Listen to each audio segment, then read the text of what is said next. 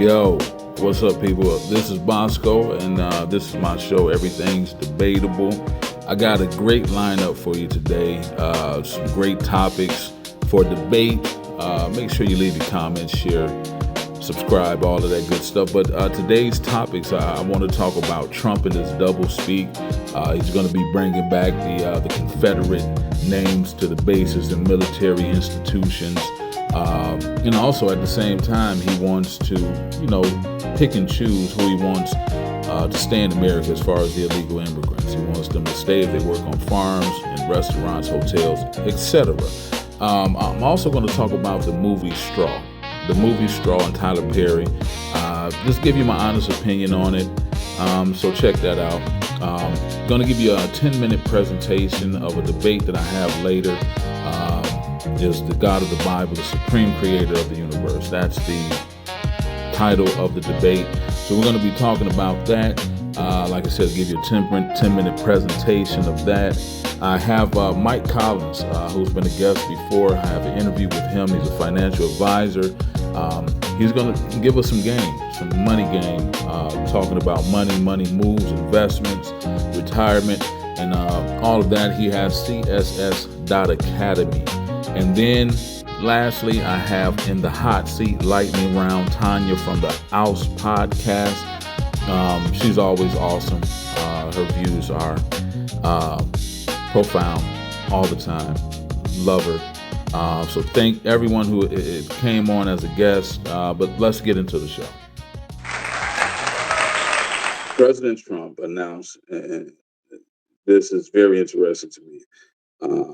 But President Trump announced that if he'll be bringing back the names of Confederate generals, he's going to bring back the names of Confederate generals to U.S. military bases. That includes bases recently renamed as part of moving past slavery-linked symbols. Trump quote, he says, "We are going to name them after the real heroes of America, not woke nonsense. Fort Robert E. Lee will be back." Some conservatives say it's about tradition. Critics call it trolling and a regression in racial progress. My take, you can't scream patriotism while honoring people who fought to tear the country apart. And this is a quote from Nicole Hannah-Jones. "Symbols are not neutral. They tell us who is remembered and who is erased." And so my question for you, the audience, do these names really matter? Do they really matter? Is this about honoring soldiers or resisting social progress? And should states or the federal government decide? That's my question for you, the audience. Feel free to comment, leave a comment, and also like and share. But I also wanted to talk about the fact, and I saw this today in the news. I don't know if you're aware of this. The president wants to, for somehow, some way, I don't know if it's by executive order or what, but certain immigrants, certain illegal immigrants, he wants to ensure that they are able to remain in the United States, right? They can, and I think that when I saw it, it said that he wanted to stop the ICE from raiding places like farms. I know for farms, what's for sure, they're hotels, no hotels, farms, hotels, and it was one other place that was mentioned. Now, this is the thing. Even with this renaming of these military institutions, these bases, he has supporters of different backgrounds. In fact, I have a cousin who's a staunch Trump supporter. And I don't. I'm not going to get into my political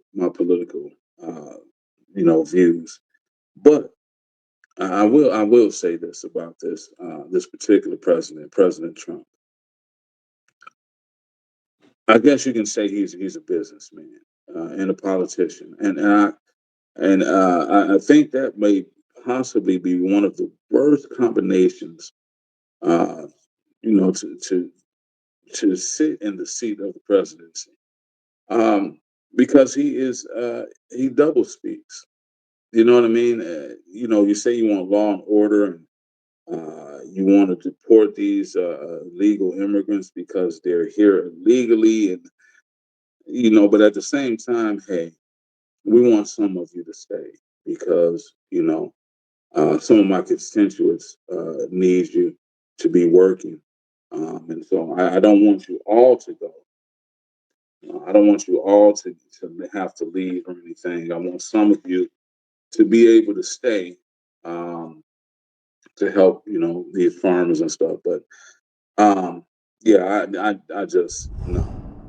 Tyler Perry's new Netflix movie Straw, starring Taraji P. Henson, is trending hard. I know you've seen it everywhere. The reviews range from raw and powerful on IndieWire to should have let AI write it, the AV Club. Um, and this is my take on it, and I had kind of put this together earlier. Um, Let me start by saying something real. I've never really been a fan of Tyler Perry's work. That's me being honest. Not the plays, not the movies, not the shows, not the Medea series. None of it really moved me. It's never really moved me. And to be fair, I have seen decent work from him. Some of his work has been decent. Um, so not just hating him. Um, and maybe have been a movie, a stage play um, that had something that kind of moved me, and that's me being honest.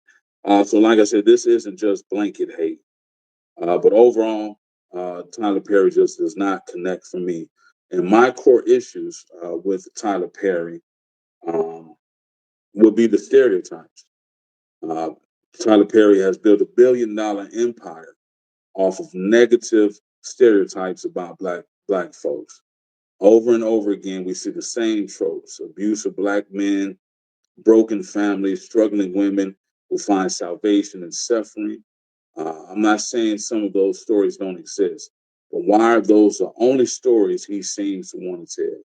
When I was growing up, we had shows like The Cosby Show, A Different World, Family Matters, families with both parents, kids going to college, people being successful, smart, loving, and flawed, but human.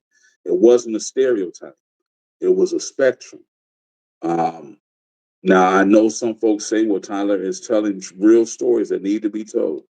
And I've heard that. He's opening the door for conversations about trauma, mental health, and domestic violence in the Black community. And okay, I do hear that. I'm all for these conversations, but here's the thing: is he doing the healing work too? Because if you're going to constantly show Black women being abused, hurt, broken down, then I gotta ask, what are you doing in real life to help those same women? What are you doing in real life to help those same women? Even the people that got behind and said, "Oh, this movie is whatever." What are you doing to help? Um, Matter of fact, I looked it up. Tyler Perry, has he started any foundations for mental health, domestic violence recovery for Black women, anything in the real world that goes beyond just selling trauma on screen? Because if not, then I'm calling it what it is: exploitation. Trauma is big business, and Tyler Perry knows this. Now, some folks say, "Well, you just don't support Black creators," and that's a lie. As people say, call me hating. That's a lie. I'm not hating. If you ask my opinion on something, or if I'm giving my opinion on something, it's going to be honest. I do not have to be, uh, you know, limited to societal norms. Uh, and then that's the problem. So many people have a herd mentality where we almost agree. I don't have to agree with you. And even if I don't agree with you, it doesn't mean that I'm wrong, nor does it mean that something is wrong with me. And we have to stop, you know, having that narrative that if you don't agree with me, then you're weird, you're strange, you're a hater, all of those different things. No, I just don't agree with you. And I have the right, that's my right to do that. And you can feel how you want to about it, but that's what it is. But anyway, I support good creators, good Black creators. I support Jordan Peele. I support Quinta Brunson of Abbott Elementary. I love shows like The Shy. I just don't mess with stuff like Power or Empire, that drug dealer gangster fantasy. It's just not my flavor. It's not my flavor. That's not hate. That's just taste. It's the same with Tyler Perry.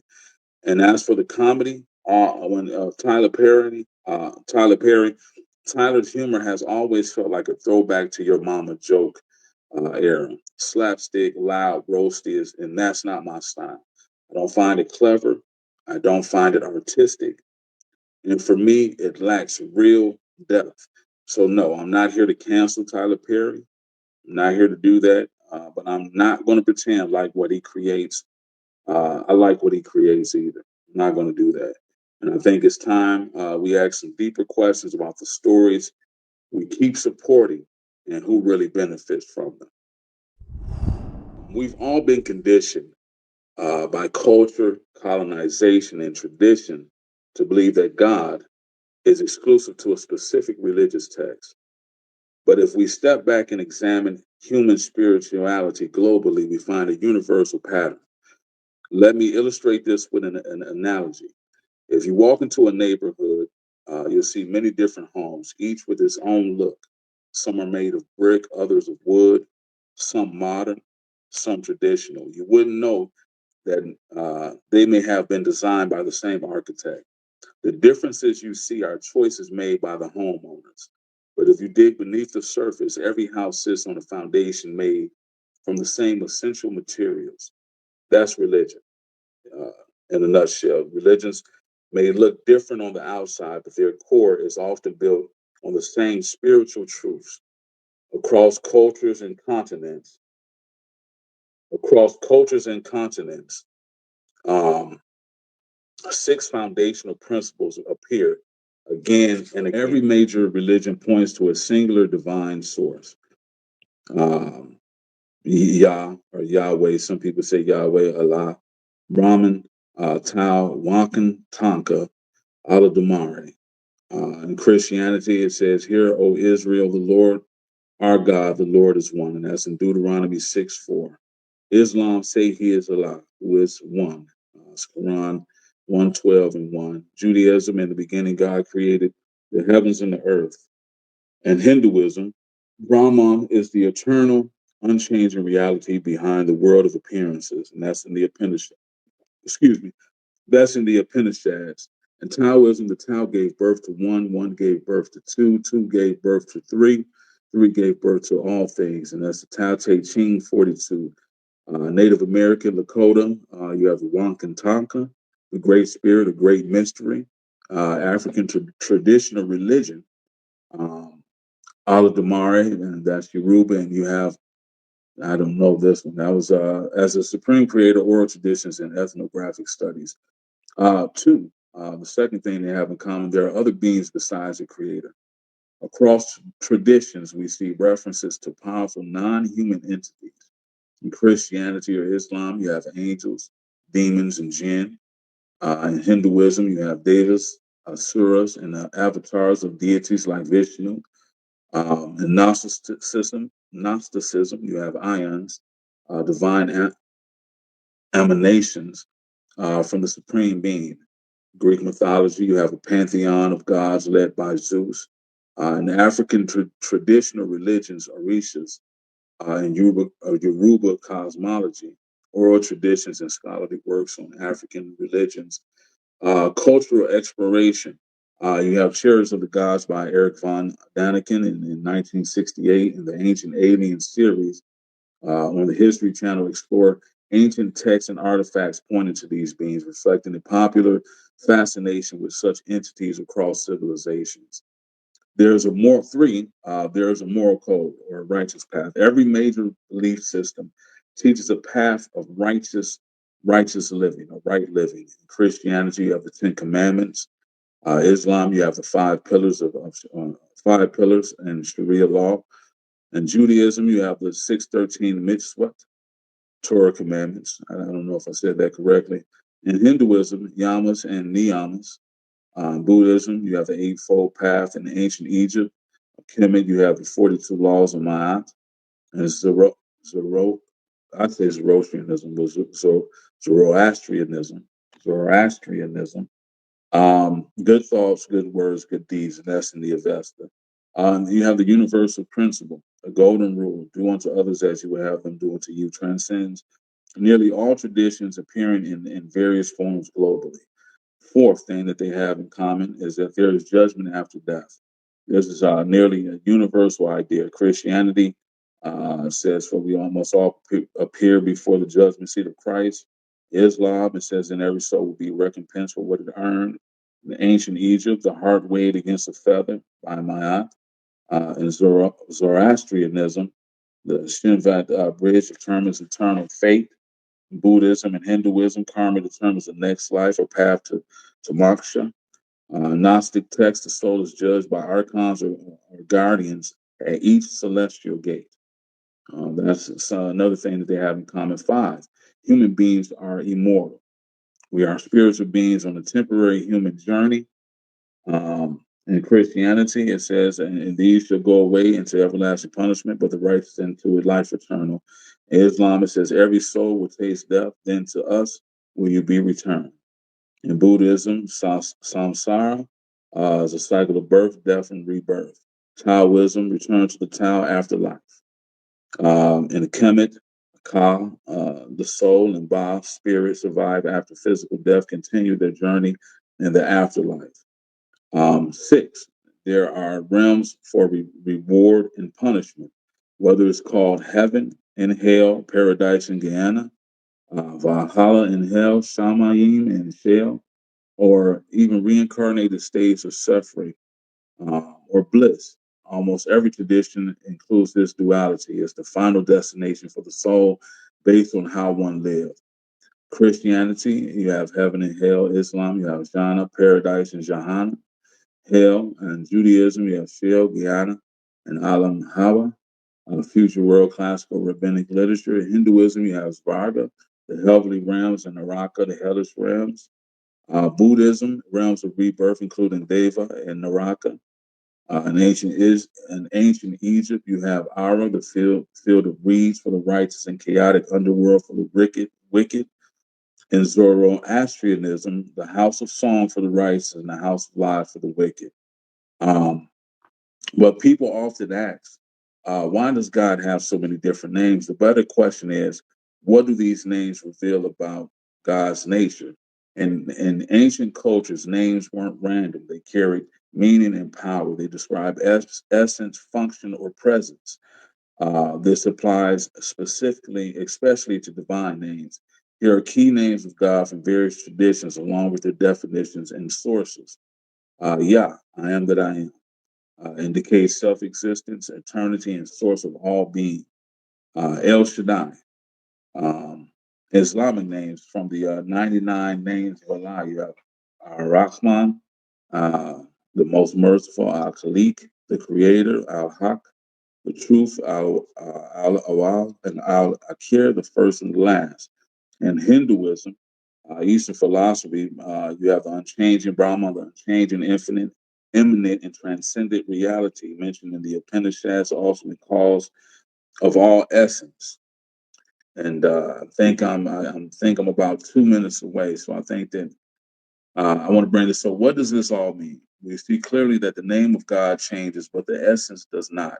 The name describes roles, attributes, and relationships, and not multiple gods. Whether one says Yahweh, Allah, Brahman, or the Great Spirit, they are speaking of the same eternal, supreme, intelligent source known to humanity in every era and culture. And what further proves this connection are the six foundational truths embedded in spiritual systems across the globe. These six truths are not cultural accidents, they are fingerprints of the divine encoding the DNA of humanity's spiritual consciousness. Closing summary here, there is only one supreme creator. The creator has been known by many names, but those names are descriptions, not contradictions. Across continents and civilizations, people have recognized the same six spiritual truths, regardless of doctrine. Uh, God is not confined to one book or one tradition, but God has spoken through many.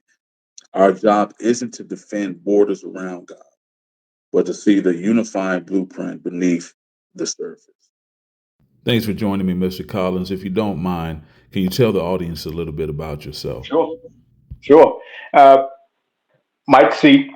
I have 20 years of financial services experience. I have a degree in business administration, alum of Bethune Cookman. I've been in sales, and this is on the investment advisory and investment banking side. I've been in sales, sales management, learning and development, supervision. Like I said, I passed my Series 7 sometime in February 2001. Been in the industry ever since. Also have epilepsy, so if I'm doing something like this and I fall out or whatever, man, that's why. What is css.academy? What is that about? CSS Academy, I have on a shirt, by the way, I don't know if you can see that, but CSS Academy is a idea that I created that was formed and put together through based on my journey inside of financial services. The one thing that I learned uh, absolutely is the fact that financial services and the financial services industry does not teach wealth creation, true financial advisory. How would you explain wealth creation? Wealth creation, in my opinion, I can't mention this enough, is a start from uh, understanding your relationship, knowing or being honest with yourself with the fact that you got a bad relationship with your money, and then changing it. Right? $20 spent on a good and service that doesn't have the potential to uh, increase in value, you can set that money on fire. But if you take that same $20 and introduce it to an asset class that has the potential to create value, you'll ultimately become wealthy, especially if you're consistent with it. How would you explain generational wealth to someone who has never seen 5K in the The bank? way that I would explain generational wealth to a person who's never really seen money is I would always tell them to start out with, it's always got to be emotional. How do you want to leave your children and your loved ones?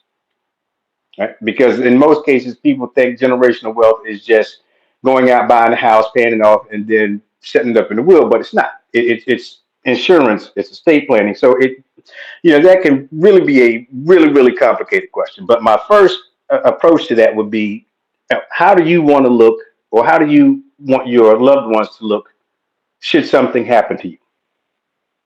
Let's start from there, right? Because if you tell me, hey, I don't want my loved ones to have any concerns, any issues, any worries, I want them taken care of. Should I meet a untimely demise? Then okay, let's start talking about some estate planning with regard to generational wealth and the transfer of that wealth. What advice would you give your 18-year-old self? Don't spend no money. Become downright cheap. The biggest issue that I see, especially people who look like us, we exist in a state of mind with our money and our access to money from and not all of us, but a large percentage of us exist in that state of mind, and it's emotional, and it's based on the things that we see, and typically on TV. We have all of these individuals and groups that we look up to, and they kill our potential to truly create wealth. We got our hip hop stars and our entertainers, and all of these people around us who constantly talk about going and grabbing a bag, right? Let's get this money and all this.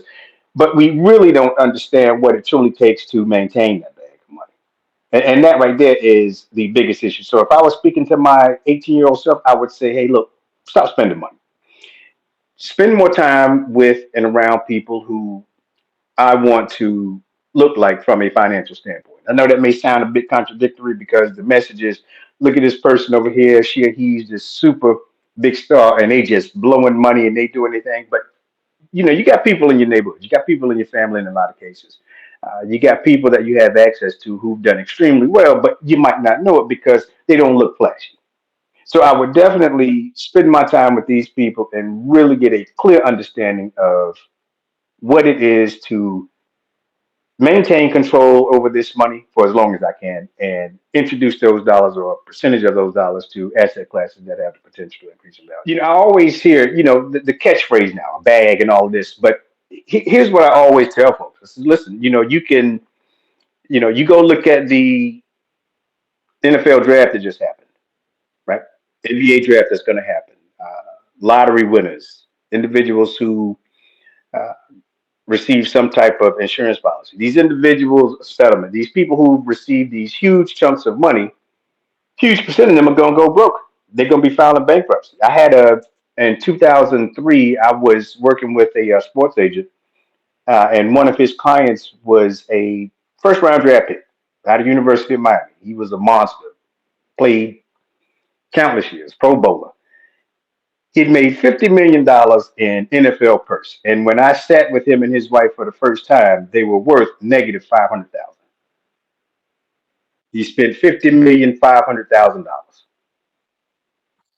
And if he understood money, and you see it constantly, constantly, constantly, the entertainers, and we look up to these people in some cases, and with the assumption that, hey, look at them, they rich, and that's how rich behaves and acts, and it's not. Do you invest in stocks, real estate, crypto, or something else? So, like I said, as I mentioned earlier, I've been in financial services since 2001, and my portfolio is fairly diversified. But for new people who are starting out, I would never tell them to get overly complicated. I think cryptocurrency is not, or digital money is not new. It's just you have this space over here, this blockchain space over here that creates a idea of new digital money. You think about digital money, think about a debit card or a credit card. That's the digital transfer of money, right? Crypto, I think, is going to be a space that you can exist in, but you got to be crystal clear about that. Cryptocurrency is not a currency that is regulated like a stock, a bond, or a mutual fund. The FINRA is not checking for these individuals who are trading crypto. The SEC is not, and that right there is what scares me. So I always tell people, listen, it's an opportunity, no doubt, but be prepared to be comfortable with loss should it happen. I think one of the best spaces, if I were talking to a just married husband and wife who want to start the process of creating wealth, first thing I would tell them obviously is relationship with the money. Uh, I would tell them that if you're going to invest, take a look at a strategy called dollar cost averaging, and look at exchange traded funds. I love the S&P 500. It makes no sense in trying to go out there and buy XYZ stock. For one, you're not diversified, and if that company drops tomorrow, that's it. You've lost your investment. Whereas if you own the S&P 500, you're consistent with regard to dollar cost averaging. Um, S&P 500 gives you anywhere from 5 to 10% annually. It's consistent with that. So maintain that. At some point, you'll always have, if you've done that, say you've done that for 5 years, you have a bucket of money sitting over there that you can speculate with. Not all of it, but maybe 10, 15%. Then go and buy crypto with that, or invest in some individual bonds or stocks with that, right? If you live in a state that has no state income tax, uh, buy some municipal bonds, tax free income. You can take that income and max fund I don't know, a Roth. So it's all sorts of things that you can do. But starting out, I would never tell people. And again, it's that emotional thing. Folks want to run out there and be all over the place, and I think that's a horrible thing. I think that you should have a sound strategy that is in line with your risk tolerance, your investment objective, and your time horizon. You mentioned a relationship with the money. Can you explain further what that means? Sure. So you either have a good relationship or a bad relationship. If you have a bad relationship, you give your money a way to, or you lose control of that money to asset classes that don't appreciate in value. You go out and you buy this beautiful new car, and interest kills you, right? You go out and you buy a 30-year fixed mortgage and take 40 years to pay for it. Interest has killed you. You go out and you put this new Louis bag on layaway, $3,000 bag. It takes you 2.5, 3 months to pay it off. You can't sell that asset for more than you pay for it in most cases. It's the way that you exist with your money. If the goal is to have a wonderful relationship with your money, you want to hold on to that money for as long as possible, right? And when you do relinquish a degree of control of it, you want to introduce it to areas of the marketplace, like I said before, that have the opportunity to increase in value. Because if you do that, then that money will go out and go to work for you and bring back more money. And that's a good healthy relationship with your How money. would you flip 5,000 in 30 days? Is that even possible? I wouldn't even try it. Again, my approach to investing, because I've been in the industry so long, I've seen people who try to day trade and they always get beat. Every now and then you'll snatch a winner, but for the most part, they get beat. If it were me, I would be, again, I'd go back to risk tolerance, investment objective, and time horizon. What is this bucket of money going to do for me? What type of time frame do I have with it? Is it something that is going to at some point be used for uh, income? Am I going to need this money to sustain myself? If that's the case, then you should be a bit more conservative with it with regard to that investment. If not, then you can speculate with it. But for me, if it were me, if I'm sitting on 5,000 and I have nothing to do with it, I'm either buying the S&P 500 or I'm buying a variable annuity. What would you suggest as the best means of passive income? The digital world, the digital space. I think. Oh, absolutely, man. Courses, creating a course, selling your knowledge, podcasts, anything that is on the web that you can create that will have a super long shelf life. One of my first successful side hustles was a carpet cleaning service. Right, I was able to grow it to a multi van operation, but it took time. Right, it took management of other individuals who didn't have the type of ethic that I had. So it was constant. It was always being a part of that operation to a certain degree. In my opinion, with the digital space, you don't have to do that. You can build something that creates a large degree of value and it can reproduce and sustain itself. So if I were doing anything from passive income, that's where it's at. How much money do you need to retire? And that's going to depend on where you want to retire, how you want to retire, right? If you have your house paid off and you're comfortable in the community that you've paid that house off in, I'd say probably 500,000 to a million. You need to have that. You need to be comfortable. You need to have your estate plan put together. You need to have some trust work put together. You would need to have some insurance, uh, in your name and your spouse's name, so that in the event that one of you, you know, meet a untimely demise or whatever the case, you still got that also.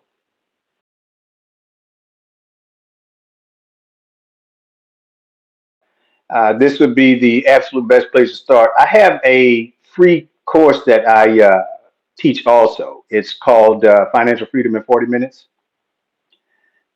And what I always tell people is, wealth creation is nowhere near as complicated as the assumption is. A large number of us, people of color, weren't brought up in spaces that spoke about the capital markets and investing and things like that. We were brought up in a space that, hey, look, you get out of high school, you go find you a good job, and you go get in, you save you some money so you can give it away to get in 30 years worth of debt. And then you go and buy your nice new used car and be proud of that and try your best to save something for retirement. And that right there is really the long-standing concept of us as a people. And I think that is terrible because wealth creation is not complicated. It's a process. And like I said, so many people have come here and implemented that process and become wealthy. You step out to uh, a building site where a house is about to get built, and the first thing you see is land being cleared, the foundation being laid, the walls being put up, and the roof. Same thing with wealth creation. It's a process. You can't start out here if you don't understand this part first, right?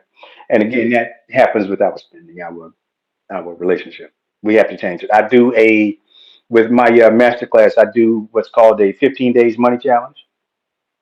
I think this is, in my opinion, the most important part of my masterclass, because it forces you to become extremely intimate with your money. 15 days, you are doing nothing but existing how you would normally exist with your money, but you're writing every dime that you spend down, not tapping it into a app, but you're sitting with a pen and pad, right? I have a worksheet for that, and you're writing down what you spend every day. And at the end of those 15 days, including your fixed costs like your mortgage, car note, and all that, you've added all of that up, and you can see exactly where your money's going. It's written down for you. Now you can begin to cut costs. When you cut those costs, you create savings. When you create savings, you can then dollar cost average a percentage of those savings into asset classes that appreciate in value, instantly creating wealth. Thanks, Mike C, for sharing with us your wisdom and insight. And now it's time for our hot seat lightning round with Tanya from the Oust podcast. Is the free press under attack? In some ways, yes. But I also believe that they are one of the reasons why we are in the current mess that we are in. There were some news organizations which presented opinions as fact, which misled a lot of the public and contributed to the mess that we're currently in, which, you mislead the public and you don't give them just the facts of a situation. That can lead to some very dangerous results. And here we are, where we are poised for a lot of change for our country, and possibly not good changes. But that's not a political statement. That is just a fact statement of what a lot of us are seeing.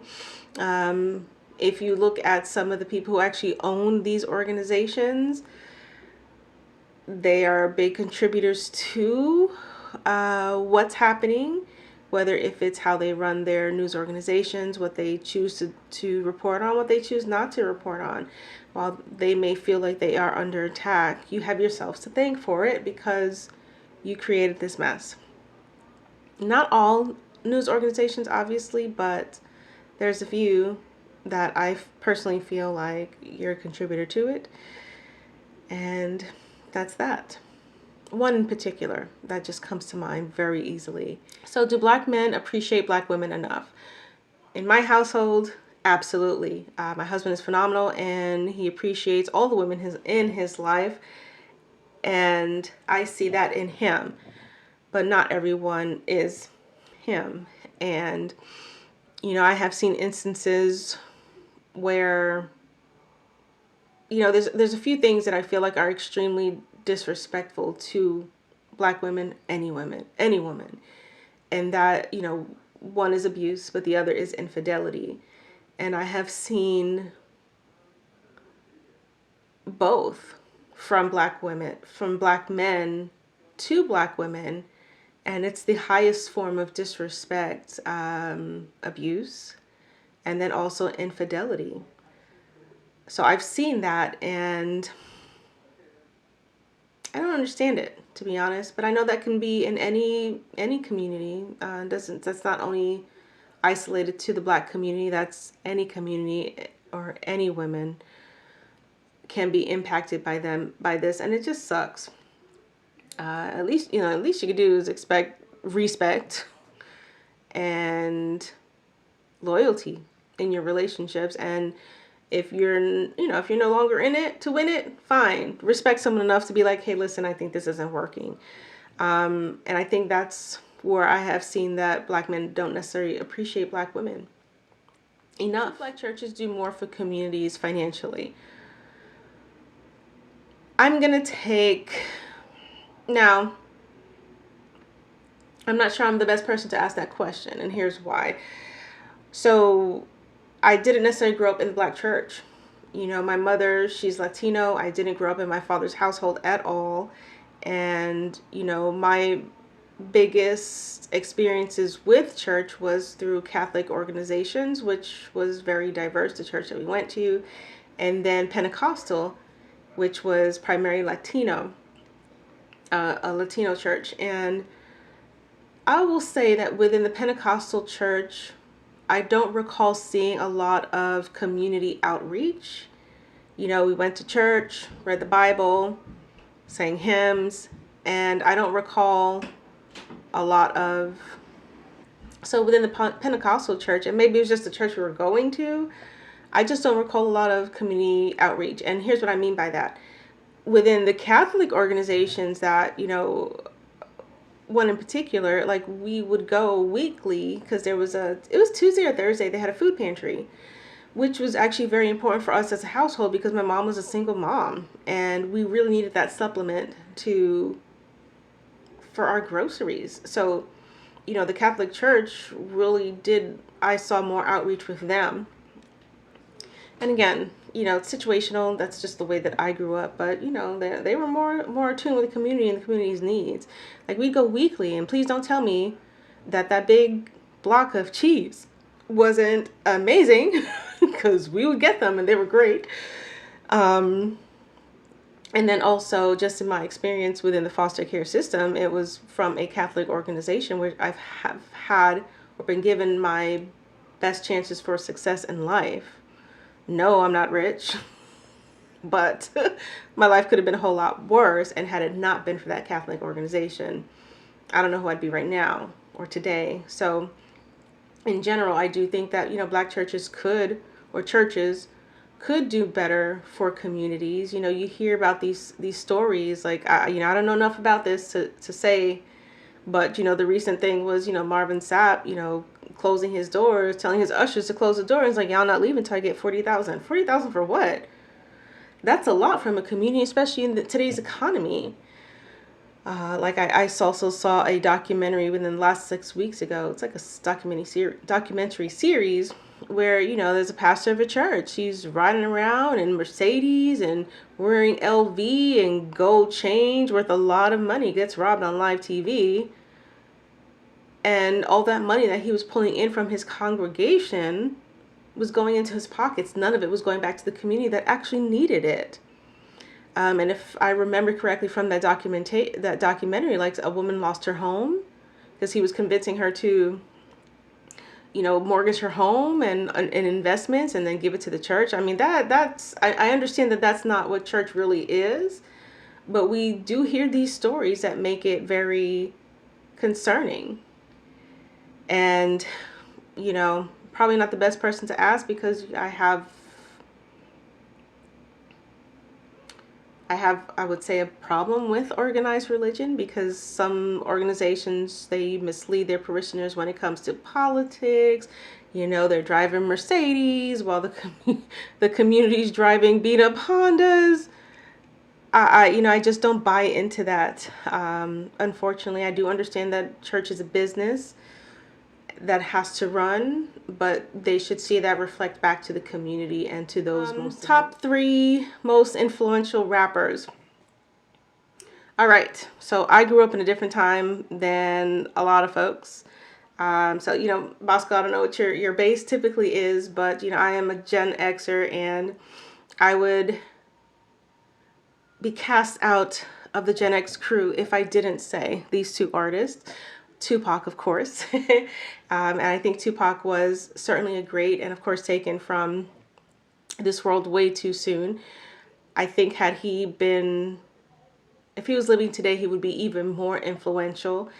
And, to some, he may seem like an oxymoron in the type of music that he was giving out. Like, if you compare Toss It Up to, let's say, Brenda's Had a Baby. Okay, Toss It Up. Some might consider a little risque, but hey, guess what? To me, it was more, that song, Toss It Up, was about expressing and experiencing women, if you know what I mean. Just find the lyrics to that song. I think you'll get it, what I'm saying, if you know the lyrics to it. Just search it, look it up. But then compare it to Dear Mama or Brenda's Had a Baby. Like, Brenda's Had a Baby, like, that is young teenage mothers. We, or people who grew up the way that I did, we've seen that, experienced it in some cases. So it's hard pressed not to know, or those type of stories like cautionary tales for us coming up. And he was just speaking about some of the things that he saw in his community, which again, like comparing those two songs, it might seem like an oxymoron, but it's all relative. And what gentleman doesn't enjoy the experience of a woman? Just saying. So Tupac definitely won. I'm a New Yorker. Biggie, of course. He is someone that I 100% grew up listening to as a young adult. Well, no, high school into early college days. And, actually, let me come back to Tupac for just a second, because I think he would have flourished and really, like, when you saw some of his acting work, I think he would have he was already a powerful actor. And I think had he been able to explore that side of the entertainment business, I think he would have made like a real impact even there. So it's a real shame.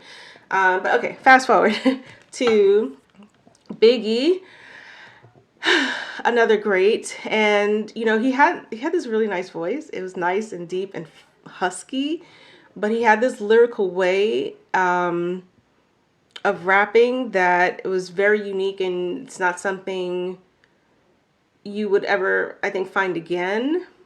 Well, Shine had a kind of, well, I don't think it's something that you would find again or even often. He was an island boy, island boys. And that's what came across in his rap. So that's why he sounded so different from any of the other artists in that time. Now, I think Shine, also from the Caribbean, he had a similar tone, but Biggie's Biggie. Hey. But I think that's what made the Notorious B.I.G. very special as a rapper. Another great Taken Too Soon. Now, to take us out of the dark age and bring us to current times, Kendrick Lamar, also another influential rapper. And, he first came on my radar with the song, and I've known a couple of his songs before that, but listen, I'm an old fogey, what can I say? But he first came on my radar with DNA. And I was like, this is good. So I've been following him since that point. And if you ever need an example of how influential he is, if you haven't caught his Super Bowl performance, that's something that you definitely want to see, because even though maybe to some they didn't get it, you heard a lot about, I didn't understand what he was saying, but we all knew what he was saying, and his whole performance, that he incorporated into it, there was a moment there where I felt a bit of concern, because I felt like there's a lot of people in the world today that wouldn't really understand or would not approve of what he was trying to relay in that performance. It's not just the music. When you think like Samuel L. Jackson, just watch it, you guys. If you haven't, go ahead and then really try to take a deep dive into what's being said. And throughout the whole performance, I think that you'd find that he's very influential for today's time. Yeah, had to take me out the dark ages and pull us into 2025. And let's see, are Black men facing an identity crisis? I'll say this again, not in my household, but some, yes. I think that as we progress as a culture and we make strides in success, there may be like a balancing act in how we grew up versus what we come into. So for example, and this could be for men or women, I was reading an article about a very influential, amazing woman. I don't want to say her name, but she came from very humble beginnings, and as she progressed and to higher education and all these doors opened up to her through this education, she felt herself trying to figure out her place in society while coming from this, but now having all of these doors open. So I think that it would be very easy to have an identity crisis as we progress as a culture. Best Black sitcom of all time in Living Color. All right, I don't mean that. I just remember really loving The Cosby Show. Like, just putting all the stuff that happened since it was around on a regular basis. It was a great show. It's something that I watch because it's just like, I just like shows like that, that are very wholesome. And I think a lot of people might say who watched it, like, this is like a great example, or that show was a great example of a successful, powerful Black couple in a world where maybe in a time where it was a lot harder to accomplish those things. And that show was available to the masses where it portrayed it to everyone. So our community wasn't just looked at in a certain light. We were looked at as if, hey, this is us too. Just like you, we have people who come from all walks of life. So you have to treat us as such. Are modern day relationships too transactional? I believe in some cases, yes. But when you consider relationships, there is a give and take. And I don't think that give and take should be considered, I don't know if transactional is the right word. There is a give and take when it comes to relationships. But for some people, it's okay to have transactional relationships. In fact, there was a live that we did last week for our podcast Oust Now that actually spoke to, this TikTok creator. Her name was Ming Amour, I think. Hope I'm saying that right. Where, she was going viral at the time, where she posts this video about what kind of appears to be, her catching her man in a situationship. But as she goes further into her story time, they were in a situationship that was very, very transactional. That was, if you do this, I'll do this. And it seemed as if the way that it was being portrayed, like, yes, there was some level of disrespect, which I can understand, but there were other parts of it that made me kind of feel like, oh, you seem a little bit confused. But if this is transactional, which you guys both consented to, then keep it as such. Don't get confused about, or don't blur those lines by your actions. So yeah. In some ways, yes. And just, you have to remember with relationships, there has to be a give and take. Let's see. So should Black people stop using the N-word? So here's the thing. I did not grow up saying that word. And as a light-skinned Black person, I have never felt comfortable being able to say it, because I have felt like from the Black community, may look at me, as you too light-skinned to say it. Just think Kendrick's song when he says, we don't want to hear you say no more. And for me, it was more of a confirmation that I had something I've always felt like. I'm not sure by me saying that, is that going to create separatism within the Black community, which we don't need. So I myself have never said it. Now am I going to say that people in my family have never? I'd be lying. But I don't judge anyone who chooses to use it, because, hey, this is the Black community. We have this phenomenal way of turning negatives into positives and taking our power back in creative ways that one would not expect, and which we've done in this word. I just have never personally felt okay to say it. And that's not what I teach my kids. That again was Tanya from the Oust Podcast. Make sure to look up the Oust Podcast on YouTube and Spotify. And again, thanks to Mike C for coming on and sharing his wisdom and insight. That's the founder of css.academy. And you can look that up and find out more from him. Thanks again to both of you. And until next time. Yeah. Rust in my halo. but I still shine, though. You said I was your last mistake, but I still see you in every drink I take.